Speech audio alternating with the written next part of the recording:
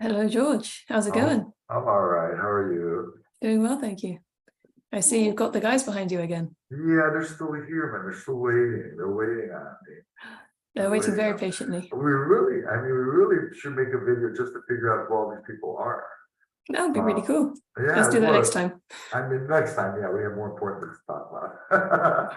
All right. So I think, what do you think we should talk about today? What do you got in your background over there? Well, what is attempting to be the Poisson distribution probability mass function, but you can't really see it very well. I need to work on these backgrounds. No, that's okay. That's okay. You show a little bit, like a little bit of a puzzle, and then we fill in the puzzle as we move along. Is Poisson, right? Is that how we pronounce it? That's how I pronounce it. Well, How would you do? Poisson. Any way I pronounce it, it's probably incorrect. So I'll go with It's French. I'll go with yeah. So me being from the States, sometimes I asked one time I went and I asked for a hot chocolate, and they're like, "Excuse me, what?" And then I'm like, "A hot chocolate," and they're like, "Oh, a hot chocolate." I'm like, "Yeah, that's what I meant." But so I can kind of butcher it a little bit, but what's not? So I think is it like I think that distribution kind of talks about like accounts, right? Yeah, I'd say so. It's a discrete probability distribution, isn't it? And it is, well, it describes count data. It's the probability of an event happening within a certain space and time. Yeah, that's right, exactly. So we have a specific, let's say a unit of some kind of a time, let's say a time interval, let's say a day, right? Sure. And there's a certain event that might happen per that day, and there's an average amount of time that particular event might happen. Are we able to predict the probability of some other amount of that particular event happening another amount of time, a different amount of times? So let me rephrase that. So as an example, I always use this. All right. So I sell pizzas, and usually about 20 pizzas a day is what I average. I might ask myself the question, well, what's the probability I'll sell 40 pizzas today, right? In that same interval of time. Okay, sure. so pizzas per day, or if we're talking about some other counts, maybe not per unit time, but maybe per unit area, like how many flowers pop up in a square meter or something like that, on average. And you may ask yourself the question, well, what's the chances of this many flowers popping up over this square meter? Okay. Oh. And I think what we have to assume is that any period of time, let's say any day is no different than any other day. That's right. Right. And I'm not sure exactly what the other conditions are, but there's some conditions there. Okay.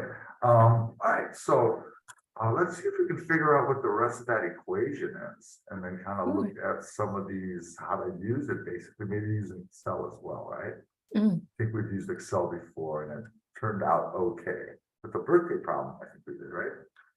I'd say so.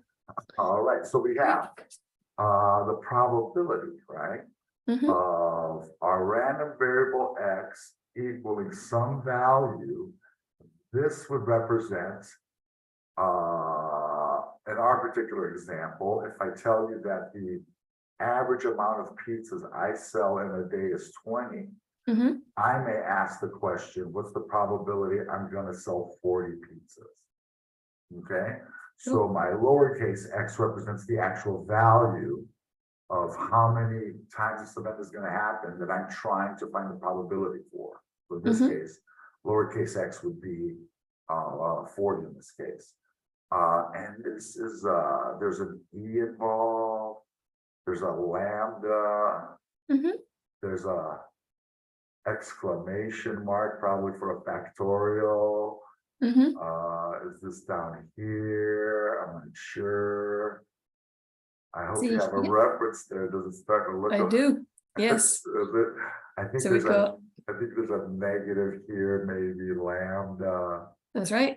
and maybe a lambda to the x. Yeah, Is that it? you got it. Wow, all right. Pat myself on the back for that one, huh?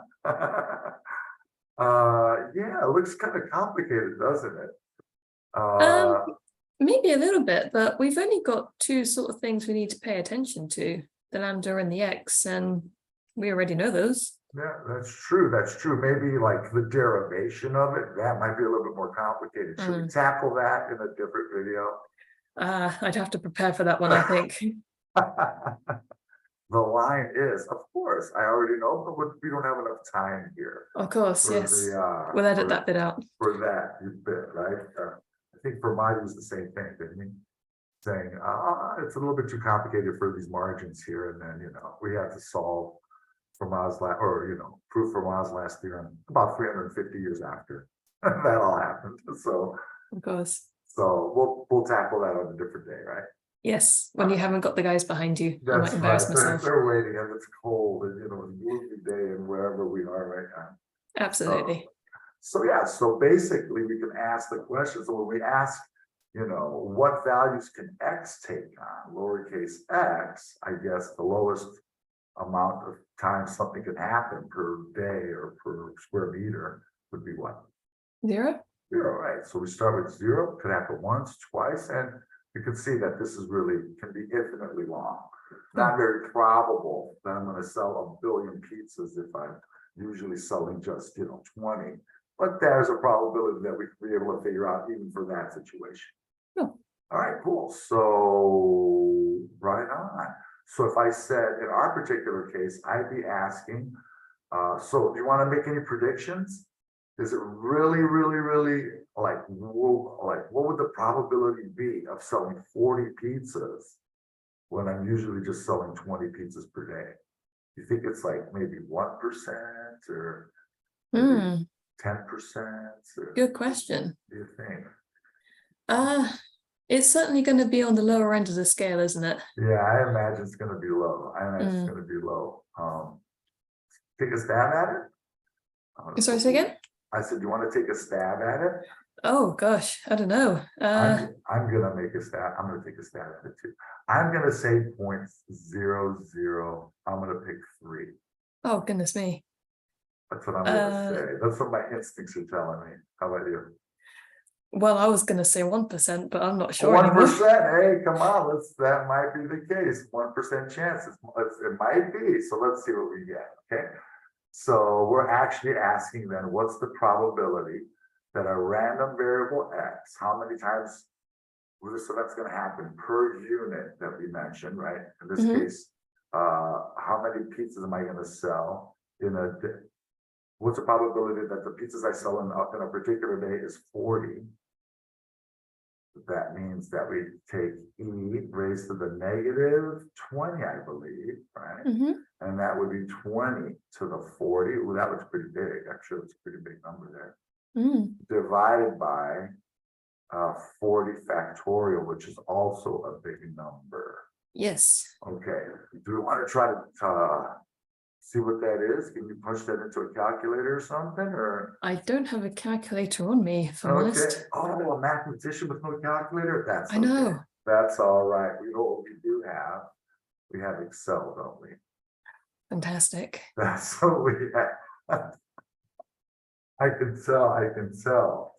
You're ready to see this. In fact, why don't we just set up a whole distribution? And sure. We can even draw a little graph to see what that looks like over, from 0 going on to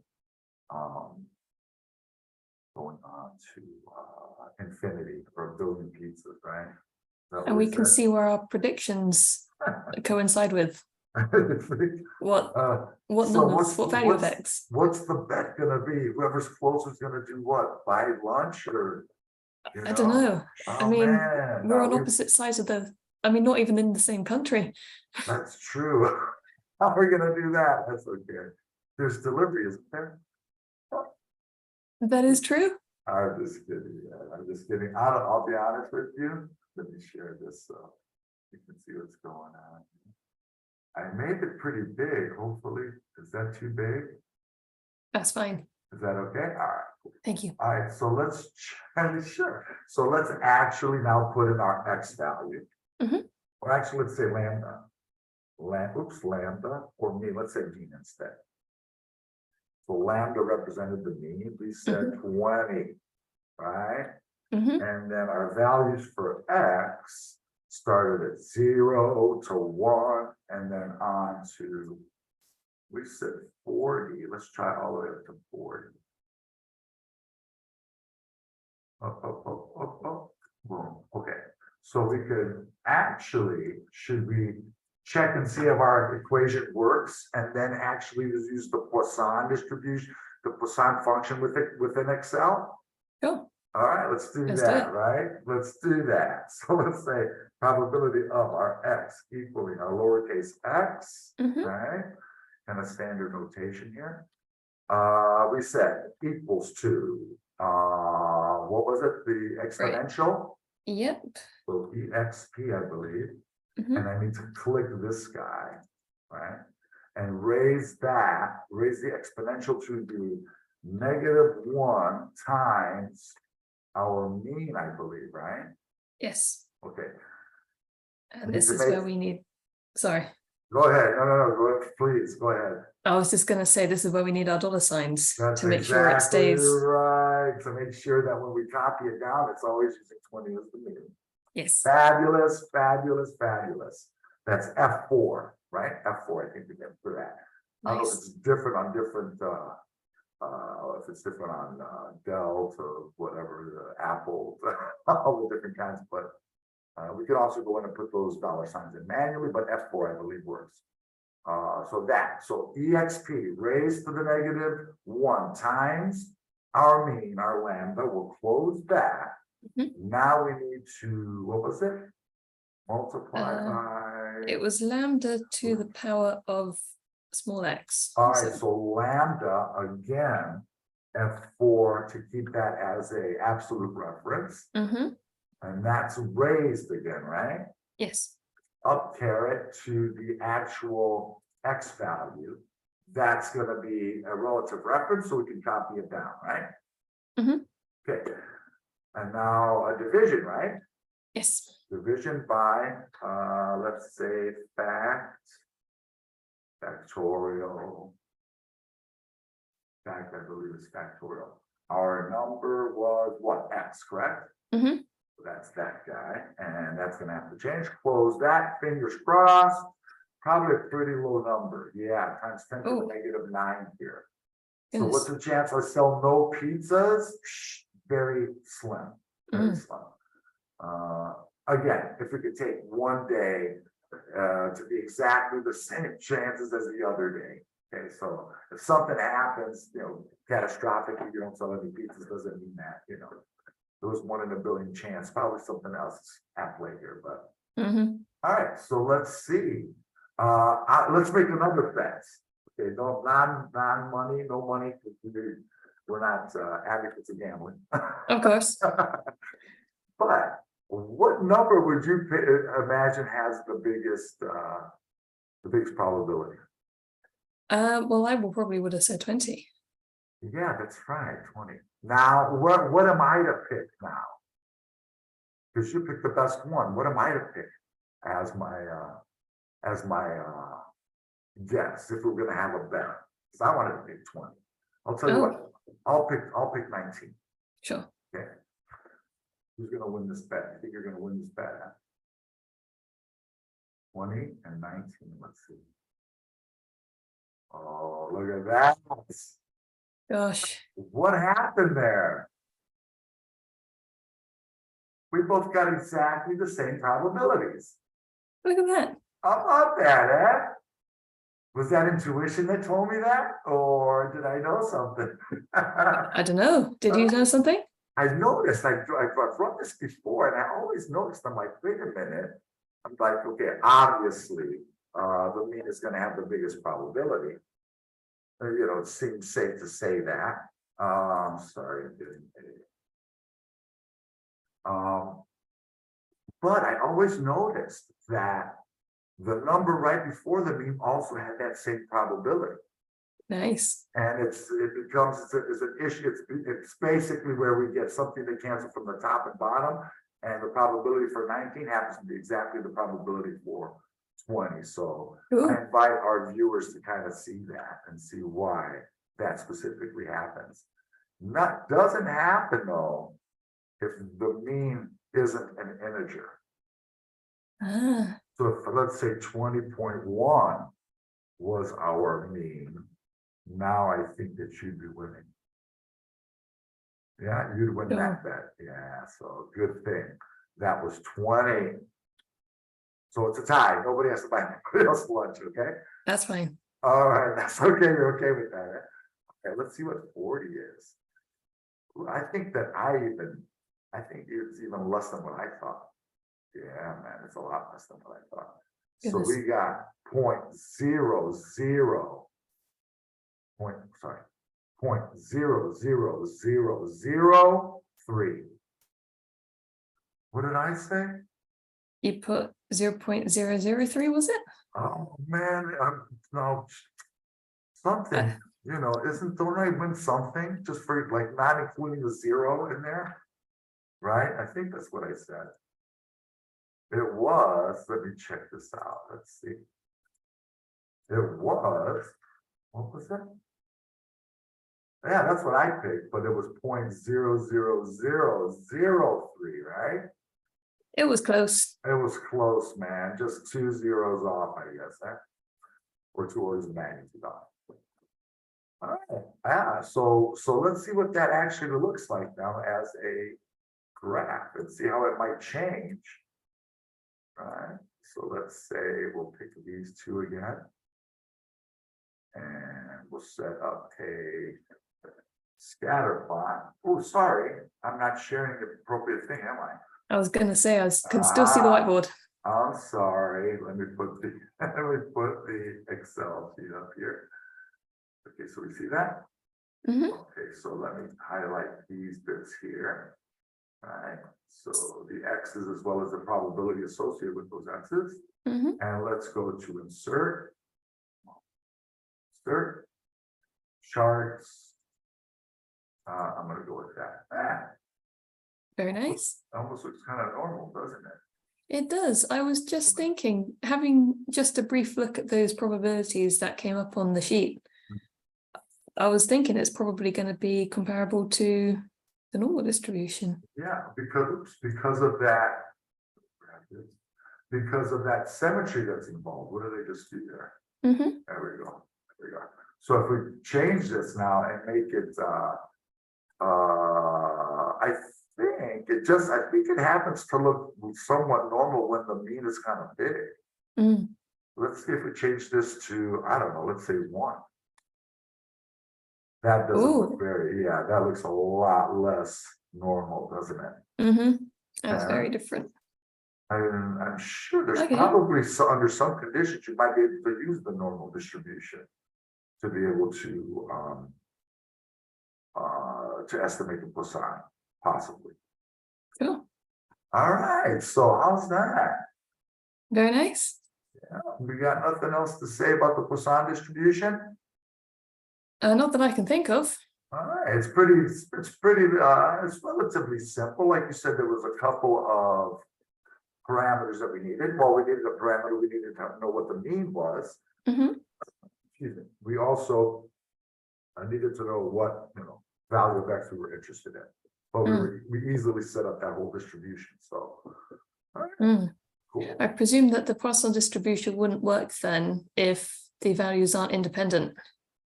Right. Yeah. If there's something, if one of the conditions for us to be able to use Poisson is that in our particular case, that any one day, the probabilities don't change. There's nothing. It's basically you're getting the same.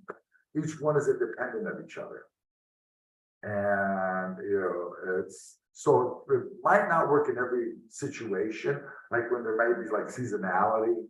Like you can't say 1 month is the same as another month, possibly because of some kind of things that are going on in the background, or maybe even from year to year, I guess. But depending, I guess, people that are actually doing the analysis will be able to kind of, know when there might be something else at play that's not allowing them the same probabilities on 2 different days, because maybe those days are special days, I guess. Exactly. Right? But pretty useful, isn't it? Especially when you deal Indeed. with count data. Sure. All right, that's the Poisson video. There we go. And maybe next time we'll talk about, I don't know, should we give a little hint what's gonna happen next, or just We keep leave them, it on a cliffhanger. keep them waiting, I keep them, how do you call it? Yeah, hanging on the cliff, right? Just wait to see what's gonna happen next. Cool. All right, Laura, I'll talk to you soon, okay? Thank you so much. Thank you. All right, I'll see you next time. I'll see you next time. Bye. Cool.